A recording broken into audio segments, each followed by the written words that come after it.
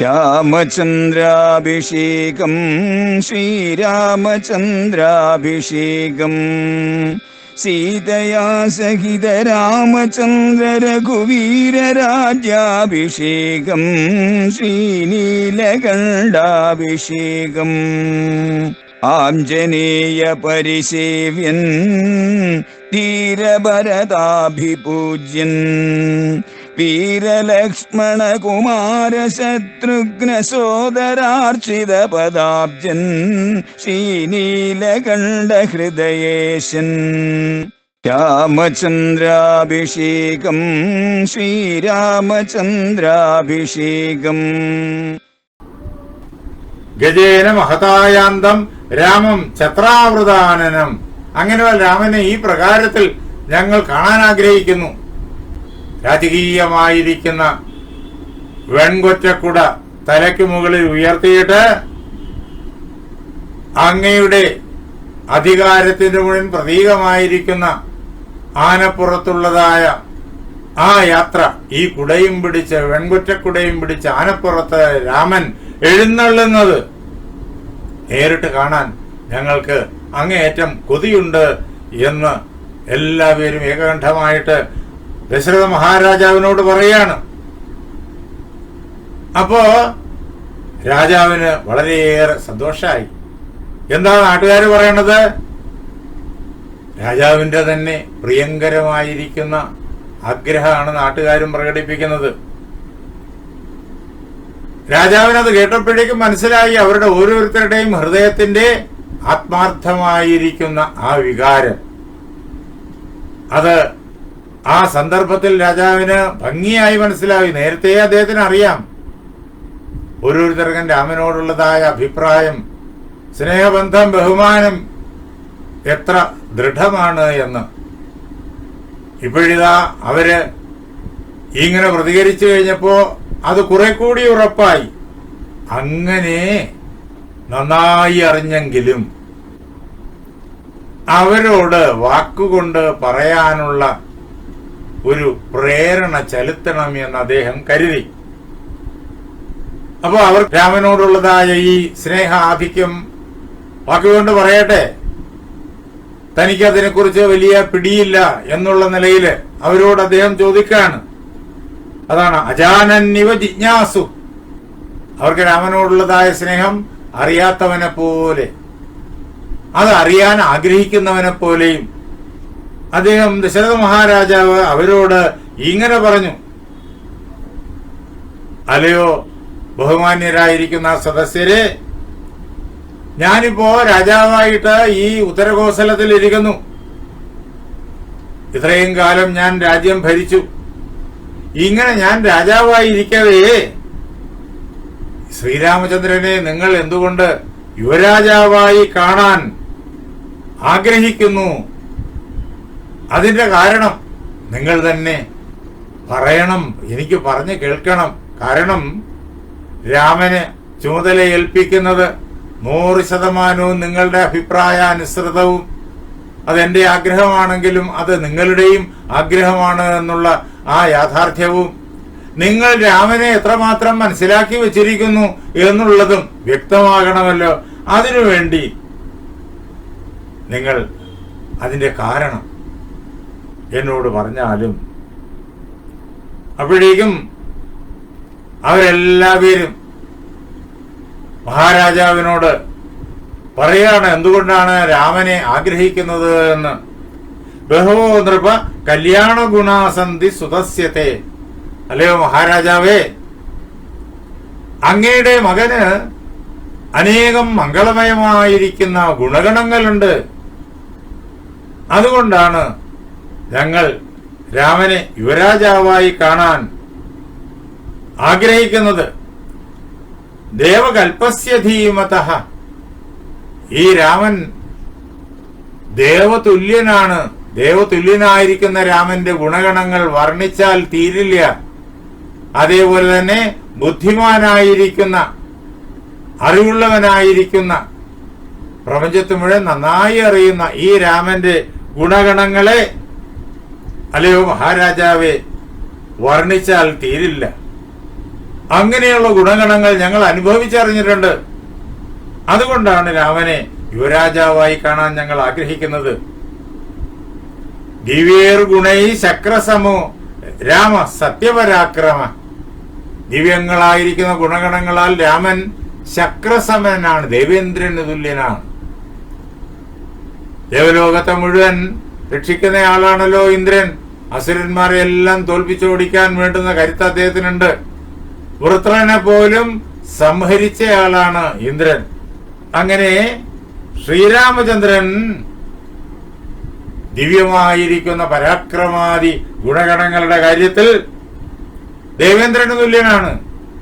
പിന്നെയോ സത്യപരാക്രമ, സത്യം തന്നെ പരാക്രമമായിട്ടുള്ളവനാണ്. പരാക്രമം ഏതിന്റെ ആധാരത്തിലായിരിക്കണം? സത്യത്തിന്റെ ആധാരത്തിലായിരിക്കണം. തന്റെ പേരിനും പ്രശസ്തിക്കും തന്റെ സമ്പത്തിനും സാമ്രാജ്യത്തിന്റെ വിസ്തൃതിക്കും വേണ്ടിയിട്ടൊന്നുമല്ല. പിന്നെയോ പ്രപഞ്ചത്തിന്റെ സർവാധാരമായിരിക്കുന്ന സത്യത്തിന്റെ സമ്പൂർണമായ നിലനിൽപ്പ്, അതിനുവേണ്ടിയിട്ടാകണം. ലോകത്തിൽ എല്ലാവർക്കും ക്ഷേമ ഐശ്വര്യങ്ങൾ ഉണ്ടാകാൻ വേണ്ടിയിട്ടായിരിക്കണം ആ ബലം വിനിയോഗിക്കപ്പെടേണ്ടത്. അങ്ങനെ സത്യപരാക്രമിയാണ് രാമൻ. ഈ രാമൻ ഇക്ഷ്വാകുഭ്യോ സർവേഭ്യോ അതിരിക്തോ വിശമ്പതേ. ഇക്ഷ്വാകു വംശത്തിൽ പറഞ്ഞ രാജാക്കന്മാരെല്ലാവരും ആദരണീയരാണ്, സംശയം വേണ്ട. അവരെല്ലാവരും ധർമ്മത്തെ സമ്പൂർണമായും രക്ഷിച്ച ആളുകളാണ്.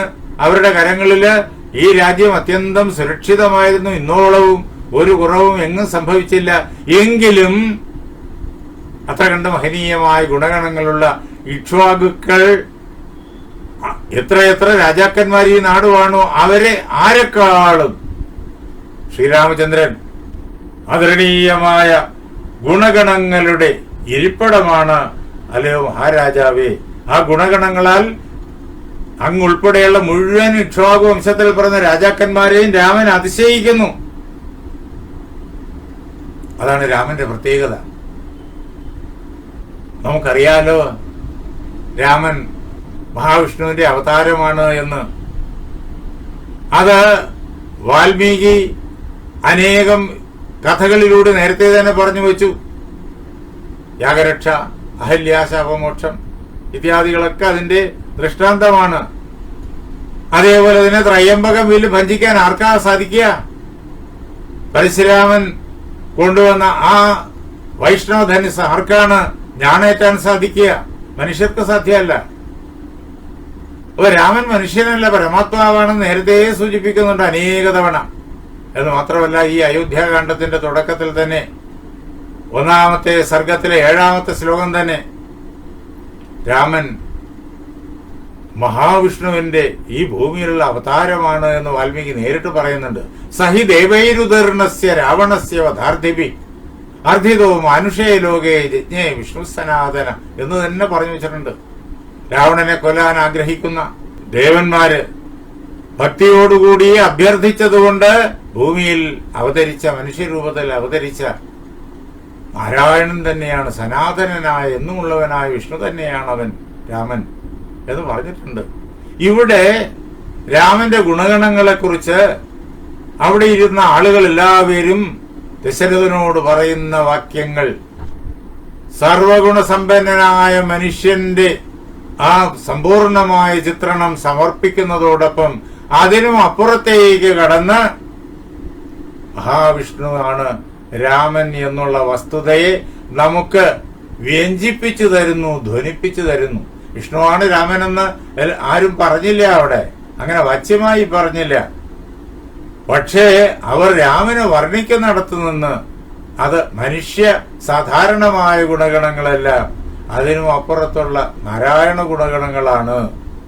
ഗുണപൂർണത, ഈ കാണുന്ന വിധത്തിലുള്ള പൂർണ്ണത, അത് നാരായണനേ ഉള്ളൂ. രാമൻ നാരായണന്റെ അവതാരമാണ് എന്ന് നമുക്ക് നേരിട്ട് ധ്വനിച്ചു കിട്ടും. അതാണ് രാമ സത്പുരുഷോ ലോകെ. രാമൻ സത്പുരുഷനാണ്, സത്തിൽ സ്ഥിതി ചെയ്യുന്ന പുരുഷനാണ്. പുരുഷൻ ജീവാത്മാവ് എന്നർത്ഥം. പിന്നെയോ ആ പുരുഷൻ എല്ലാ ജീവരാശിയിലും ജീവനില്ലാത്ത പദാർത്ഥങ്ങളിലും ഇരിക്കുന്നു. എല്ലാറ്റിലും അകവും പുറവും നിറഞ്ഞിരിക്കുന്ന പുരുഷൻ, അതാണ് പുരുഷോത്തമൻ, പരമാത്മാവ്. ഈ രാമൻ സത്പുരുഷനാണ്. ആ പരമാത്മാവിനെ അറിഞ്ഞ മനുഷ്യനാണ്. രാമനൊരു ജീവാത്മാവ് തന്നെ, ലൗകികമായിട്ടൊരു മനുഷ്യനായിട്ട് കാണപ്പെടുന്നു. എല്ലാവർക്കും അവരുടെ ചൈതന്യത്തിന് ആധാരമായി ജീവാത്മാവുണ്ട്. അങ്ങനെ രാമനെയും ഒരു ജീവാത്മാവായി കണ്ടാലും മറ്റുള്ളവരിൽ നിന്നുള്ള വ്യത്യസ്തത, ഇദ്ദേഹം സത്പുരുഷനാണ്. ആ പുരുഷോത്തമനെ അറിഞ്ഞ ഒരു പുരുഷൻ. ആരാണോ പരമാത്മാവിനെ അറിഞ്ഞത് ആ ആള് പരമാത്മാവ് തന്നെയാണ്. ബ്രഹ്മവിത്ത് ബ്രഹ്മൈവ ഭവതി എന്ന് വാക്യമുണ്ട്. ബ്രഹ്മത്തെ അറിഞ്ഞവൻ ബ്രഹ്മം തന്നെയാണ് എന്ന്.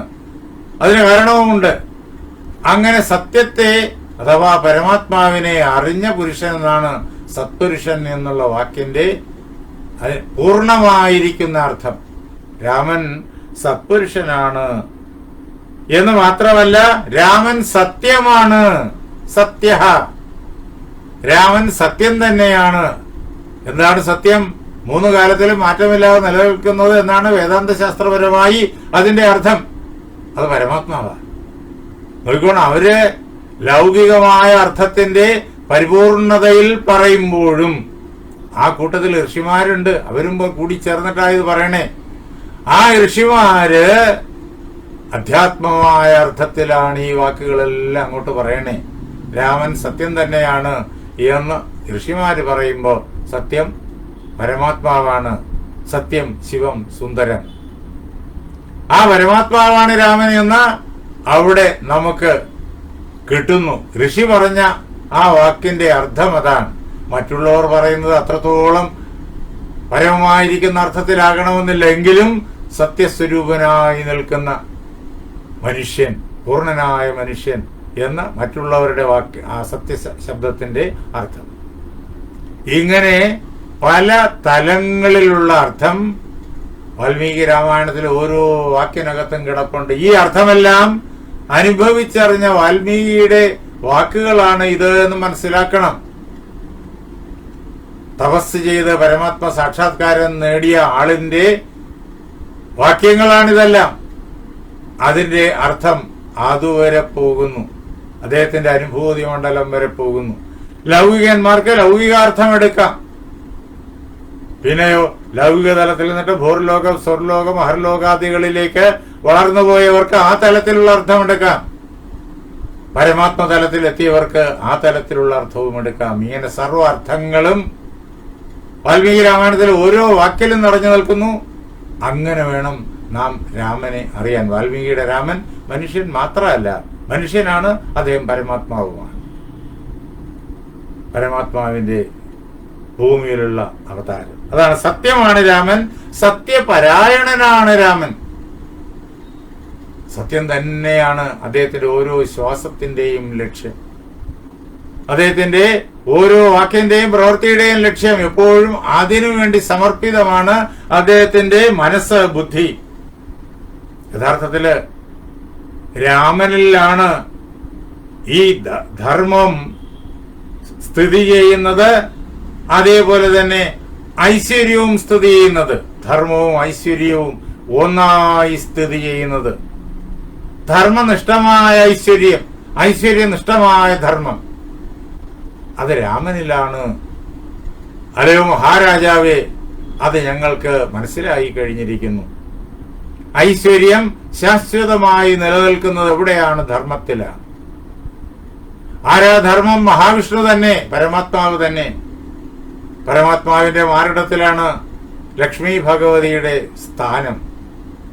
ലക്ഷ്മി ഭഗവതി ഐശ്വര്യം അവിടെ നിൽക്കുള്ളൂ, അചഞ്ചലമായിട്ട് അവിടെ മാത്രമേ നിൽക്കുന്നുമുള്ളൂ.